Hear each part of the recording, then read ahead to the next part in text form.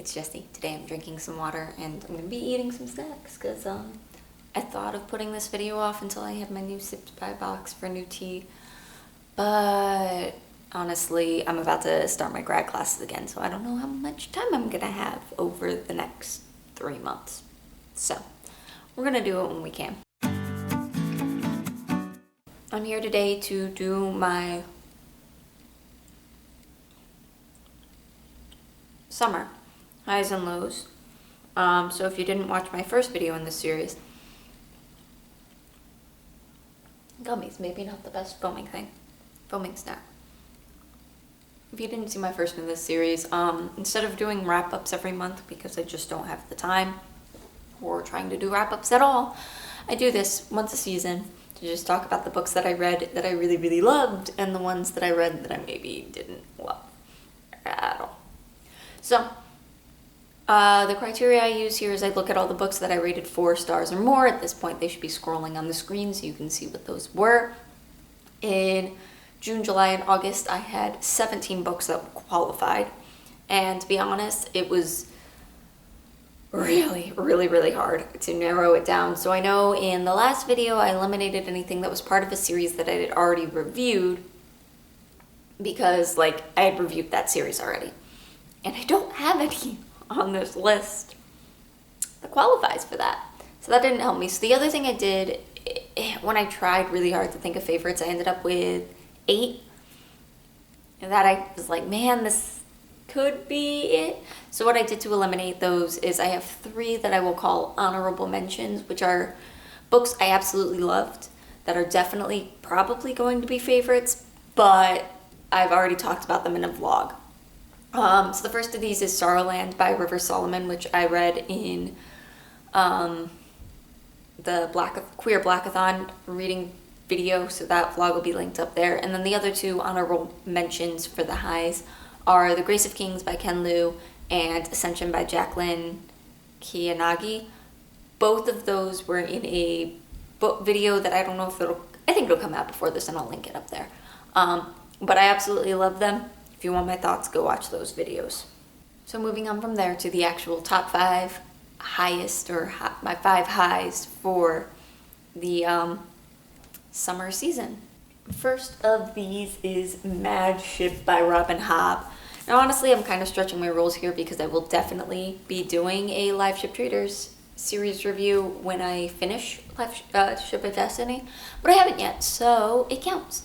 And this is the second book in Robin Hobb's second Realm of the Elderling series. And I can't talk about the second book so much because it is the second, but this series is about this trader with a D town, and they have ships that come to life, have the ability to come to life. And it follows one of the families of this town as well as a pirate. And there's a lot of really interesting stuff that goes on. In particular, Mad Ship is one of my favorites because it just shows, I mean, Robin Hobb is a master of character work if ever there was one. But in this one in particular, there's one character that just goes through the most amazing arc where you start the book hating her. Hating her. I have never wanted to punch a preteen more in my life. And then by the end of it, you kind of love her. At least I did.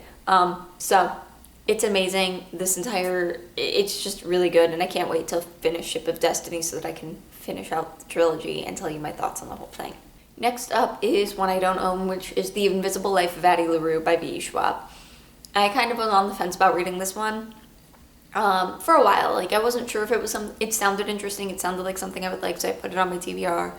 And then I kind of kept putting it off because I kept hearing that it was boring and repetitive. Even from people that loved it, they kept saying that. But then a friend of mine read it and he loved it. And I was like, well, if you like it, then I gotta give it a shot. And I loved it. It is so interesting. And it was just a different twist on Faustian Tale where most Faustian tales kind of give this idea of the person trying to get the better of the devil or whatever entity they make a deal with. But Addie LaRue does it in such a different way that's so fascinating. And the devil character, they don't really call him that. He's the darkness or He also gets such a personality. The only real negative I have here is that Addie LaRue's love interest is kind of bland, in my opinion. But I didn't think it was boring or repetitive at all. There is some element of repetition in there, sort of. I don't even think it's repetitive because it's different enough. And I think it was brilliant, and I think Schwab could have very easily made this kitschy and made it like, ooh, look, Addie LaRue, she was at the assassination of Archduke Franz Ferdinand, and ooh, look at her, she was best friends with Neil Armstrong, and that kind of thing. I was making sure it was the right Armstrong.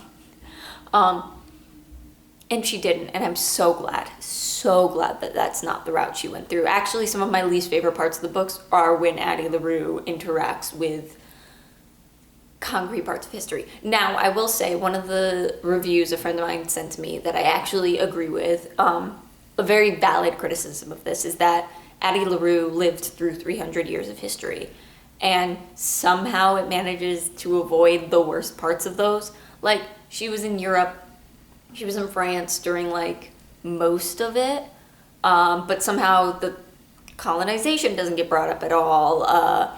Slavery isn't talked about. We do get the Holocaust, but from a very, honestly, whitewashed perspective. So I do think that's a very valid criticism, and if you're expecting this to be a little heavier, a little bit more, I don't know the word for it, it's not going to be that. It's very much a light, fluffy read. So that is something that bugs me a little about it, but like, it's not what it's trying to be, so it's kind of, it's in between. Also, I think there's something to be said for the fact that this is a white woman from the end of the 17th century, and somehow she's like a woke 21st century girl. And it's like, I don't know about that. Next, then, is Gideon the Ninth by Tamsin Muir. First off, I love this cover. Like, it's gorgeous. It's beautiful. I'm obsessed, honestly. Anyway, I picked this book up like 2 years ago from a bookstore just based on the tagline. At the bottom here, the lesbian necromancers explore Gothic. I don't even think I got that far. I think I got lesbian necromancers. I was like, yeah, or maybe it's one of them in here. But I think that's like was enough for me to pick it up. Was like, oh, lesbian necromancers, yes, I would like that, yes. What is happening out there? But I've been putting it off because I wanted to wait till the author had finished the series, because I generally don't like waiting for series to finish. Although I'm getting to accept that that's just a reality of being a fan of fantasy and sci-fi. But a friend of mine was planning on reading it, and I was like, you know what, screw it, I want to read this. I really want to read this. Like, this has been sitting on my shelf for a while that I've been like eyeing it up, and the only thing that was stopping me was, but the series isn't finished yet. And I'm so glad I finally got to it. Like, it is amazing. It is such fascinating world building, the character work, but it's also like such an interesting style. I have not a lot of tabs in this, but you can see there's 3 blue tabs. I don't know if you can see those. The 3 blue tabs are times this book made me literally laugh out loud. Like, and not even just like a like a full-on belly laugh. There's this red tab, which is just like a really relatable line, and then there's a green tab here, which is just for a really beautiful line that I thought. But yeah, I can't. It's just so funny to me. So it's interesting, it's bizarre. If you want, I'll link in the description my Twitter review of this, because I went on a whole review of it on Twitter, and you can see my thoughts there. But I think if you are into necromancers in your sci-fi or fantasy, you like the intersection between sci-fi fantasy, you're really into sci-fantasy, you would really like this. But it's also got a mystery element, there's a horror element. There's one night I literally was like, I don't want to go to sleep right now because I'm terrified, but I don't want to keep going because what if it gets worse? And so I literally put it away and started reading weird a collection of short stories I've been working on. So it's yeah, that's enough for tonight. It's so good, and it's definitely top tier genre bending that I have ever read. Next up is another book I don't own, but I really, really wish I did. And it's The Lost Daughter Collective by Lindsay Drager. I think it's probably Drager. This book, I don't even know how it came on my radar. Like, I don't think I've ever heard anybody talk about it. I don't know. But it is about, there's kind of two stories running parallel. The one is about this girl who is the daughter of a scientist. And the scientist is trying to disprove the existence of wrists. And this is about his daughter as a young girl, and then her as an adult woman who is an ice sculptor. She becomes an ice sculptor. And there's a lot of beautiful symbolism in the fact that she sculpts ice because it melts.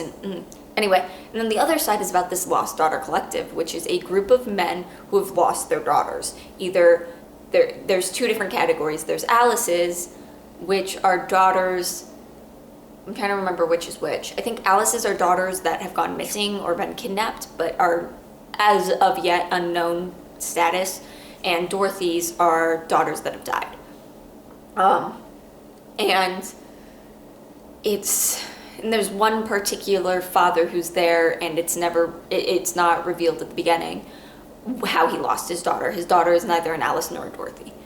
And it just is such a deep dive into the relationship between fathers and daughters and the complexities of that and the weird pressures society puts on young girls to be the perfect kind of daughter, and the weird pressure society puts on dads to become the perfect father, especially for their daughters, and like that weird father-daughter relationship. And I mean, like, I love my dad. My dad and I are close.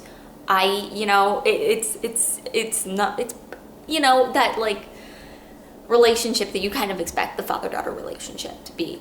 And it hurt me reading this, and like it was crushing, and it was emotional, and I cried several times, and it's a lot. And I definitely recommend looking on Storygraph for the trigger warnings for this, because there are a few. And it's just very metaphorical and just gorgeous. And this was one that like it really like hit me hard. I like was reading at night. It was like late at night, and I just kept going. I was like, I can't stop. And I stayed up till like 2 a.m. to finish this. And then literally I immediately rolled over and sobbed into my partner's chest, because I was like, it just hit. And not even necessarily in a sad way, just in a like, oh, kind of way. I don't know how to explain it. It's very weird. It's crushing. It just, and I literally, if I had like finished it earlier in the day, I would have called my dad because like that's how it made me feel. And it's just, it was a lot, especially when you get to the end and you get to hear some of the more, it's so good. And like, yeah. Anyway, so I love this. We're halfway through the year, and I would almost guarantee this is going to be my favorite book of the year, because it is just stuck with me. I mean, it's been a month, 2 since I finished it, and it's just kind of always in the back of my mind. And when I like bring it up, I'm getting choked up right now. I don't know if you can tell, but I'm getting choked up right now. So it's I don't know who to recommend this book to, because I don't think it's going to work for everybody, but it's good. It's really good. And I really want to read the rest of Lindsay's work, because if they all are like this, then it's something. Plus they all have these really gorgeous covers. Anyway, not important, but like love them. Okay. And we're gonna keep going, and unfortunately it doesn't get any easier from here, because the last book, the 5th book I have on my highs for the summer, is In the Dream House by Carmen Maria Machado. Machado? No, I have that spelled wrong there. Sorry, I have it spelled wrong on my like file I'm reading off of. But In the Dream House by Carmen Maria Machado. And this is also not a happy book. Let me get this open and I'll keep talking. I'm switching to Rolos because now I need chocolate. So In the Dream House is a memoir, kind of stylized. No, it's not really stylized at all. It's a memoir of Carmen and her. It's an exploration of her abusive relationship with her ex, and I mean that's what it is. I'm trying to like give more detail, but that's what it is. But it's so beautifully written. Now I don't have a rating for this because I don't rate nonfiction, but I did give it 5 stars on Goodreads or on Storygraph because that's what it deserves. It is beautifully written. It is heartbreaking. There were some moments of it that kind of got to me because, oof. And it's really beautiful. But Carmen also does in this that she has not just her own journey, but she connects it again to a lot of elements of real life. It's already real life because it's her life, but she connects it to the wider implications of like abuse within the LGBTQIA community. And she brings in resources from like deep research into that. And there's a couple of books I actually added to my TBR based on that I'm interested in exploring. And she looks at it at this idea of like we almost romanticize queer relationships, and part of that comes from the queer community itself. And then the other end of it is that it's also something that kind of happens from the non-queer community, from the cishet community, wherein it's ignored because of a myriad of reasons, but especially between within the lesbian community, because women can't be abusive, and so it's really explored in depth, and it's fascinating, and it was heart-wrenching, and I think I read it in like a day, maybe 2, and it's so beautifully written too. Like subject matter, the importance of it aside, like it's so beautifully written. So I really, if that's something you can handle, I would really recommend that too. I'm not even a memoirs person, or maybe I am. I don't know. I don't read a lot of memoirs, so maybe I'm into memoirs more than I think. I don't know. All right, let's go ahead and get into the lows. Highs and lows. The lows. I only have 2. For this period, I try to keep these brief and really only talk about things that I feel like I really need to talk about. Which one should I start with? Let's start with this one on my unhaul pile. Relentless by Tim Grover. This I had to read for work, but interestingly enough, when I did that video for reading books my students recommended to me, one of my students had recommended this. So you guys kind of missed out on seeing my reaction to this book live, which is to me it's a little disappointing because let me tell you, I hated this. I just said I don't read nonfiction. I went out of my way to give this a low rating on Storygraph because it's not just that it's bad advice or it's advice I don't think is for me. It's actively harmful advice. It's like literally his entire thing is like push yourself until you're sick. Push yourself till you collapse in exhaustion, then get up and keep going. It also like completely ignores mental health, completely ignores anybody with any sort of mental or physical disability. It's just very brutal, and it's very much commit your entire being into one thing so you can become the best of the best at that one thing and sacrifice every other element of your life.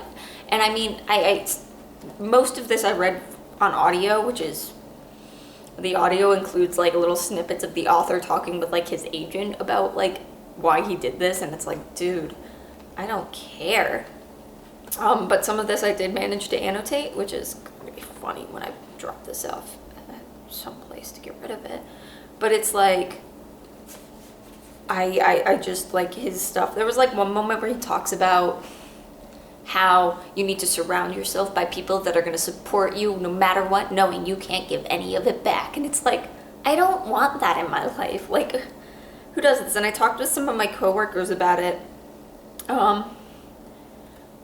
And they were like, well, it's for a specific kind of person. And I was like, I get that, but like, I don't know. I don't want to be that kind of person. I don't want to meet somebody that does want to be that person. Like, dude.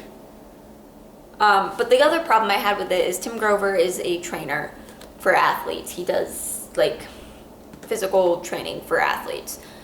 And he said in like his forward intro, I don't know if it's in the physical book or if it was just in the audio, that like, this is that advice for everyone, but literally everything he says applies only to athletes. Like, it's specific things for athletes, and all of his examples are athletes, except for like 2, and one of those is a murderer. Like, and the kind of thing he like totes Tiger Woods is like, this is the guy you should aspire to be. Cheat on your wife a bunch. Like, I can't. He encourages addiction.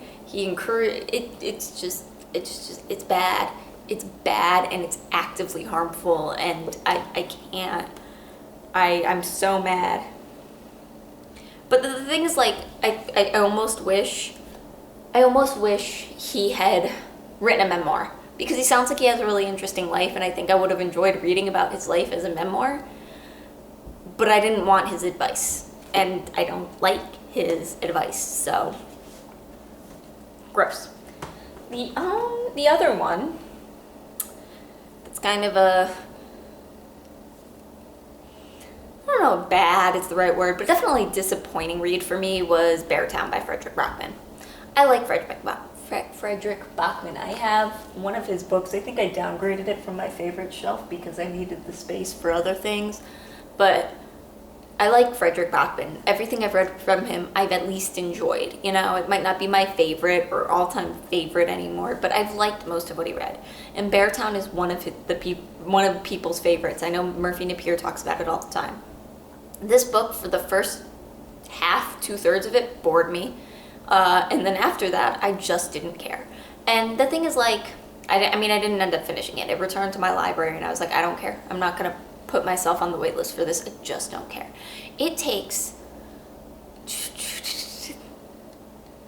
1/2 to 2/3 of the book to get to the inciting incident. So, like, the description, when you look it up, is like, here's this small town hockey town, and then one of the star hockey players rapes a girl, and it throws the town into upheaval. That's what the description you're given of this is. But that doesn't happen till you're 2/3 of the way through the book. And the entire first half is all about the hockey team, and it's getting ready for this championship game, and I would have been fine with that if that's what the description told me. I could have gotten into it then if I wasn't just sitting there waiting for this thing to happen. Because it was if it had described it as here's a hockey town, they're getting up for this thing, and everything's riding on this championship match, and then something goes wrong. If they had marketed it more that way, then I'd be like, ooh, what's gonna go wrong? But I'd be more excited for the hockey aspect of it. I think there's a lot of other things. Jessi Owens did a video about books she liked that most people, or books she hated most people love. And she talked about this, and she mentioned that there were just too many perspectives, and it's hard to stay focused. For me, I don't care, right? There was just I don't care how this girl being raped impacts the sponsorships of this hockey team. I don't care. I don't. And so it was bad. My friend I was reading it with finished it, and he said it really doesn't get any better. I'm not interested, and I get that it was meant to be nuanced and presenting all sides of the issue, but I don't care about the other side. I don't. So yeah, this one really didn't do it for me. I also had a friend that read this, and she talked about how at the end, in the acknowledgments, he goes on thanking all the hockey players and people that helped him with the hockey part, but then he doesn't talk about in his acknowledgments, in his thank yous, anything about talking to people affected by rape. And it's maybe that's part of the research you should have done for this. So whether he did it or not, he didn't acknowledge doing it, so that's rubs me the wrong way. Anyway, I will honestly say that this is really downgraded Bachman in my mind. And if this had been my first Bachman, which for a lot of people it is, I would have never picked up another one of his books, because this just really, really wasn't good. Anyway, that got heavy at the end. I read a lot of unhappy books, y'all. I tried, but there's not a lot of happiness in the books I read. But anyway, that's that. Let me know what's the best book you've been reading this summer, that you've read this summer. Let me know that below. And if you're interested, let me know what the worst book you've read this summer is.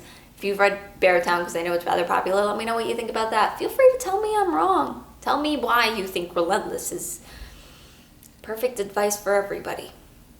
Please. It's got very alpha male vibes. You know what I mean? Those alpha male videos that are you gotta be a jerk to be good at anything. Anyway, we're done. I've been ranting too long, and I need to finish this video. But yeah, like the video if you enjoyed listening to this. Let me know your favorite books of the summer down below because I'm always interested in more things. And make sure you subscribe if you haven't already. All right, see y'all. Bye.